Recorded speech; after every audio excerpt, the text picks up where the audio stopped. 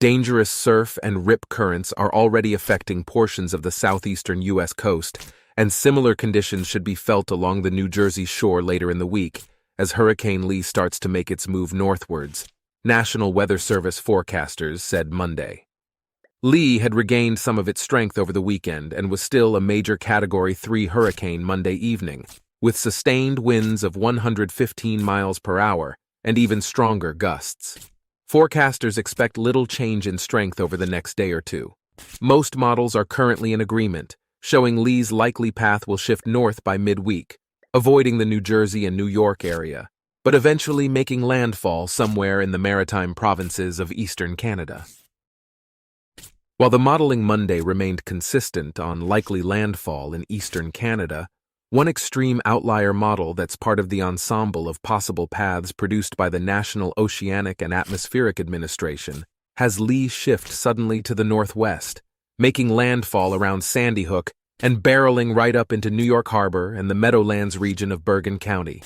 3 other outlier paths show Lee slamming into the Martha's Vineyard and Cape Cod region of Massachusetts.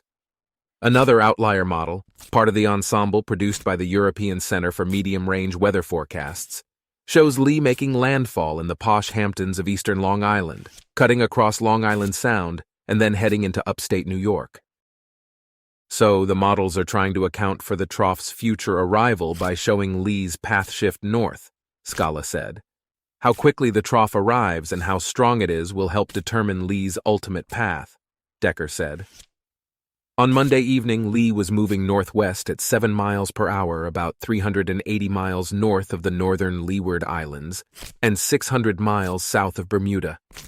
Swells generated by Lee with the potential to create life-threatening rip currents are affecting portions of the Lesser Antilles, the British and U.S. Virgin Islands, Puerto Rico, Hispaniola, the Turks and Caicos Islands, the Bahamas, and Bermuda, according to the National Hurricane Center. Up today's edition of our news coverage.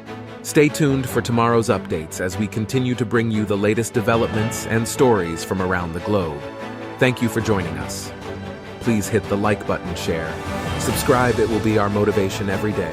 Thank you so much, and see you, Xin Chao.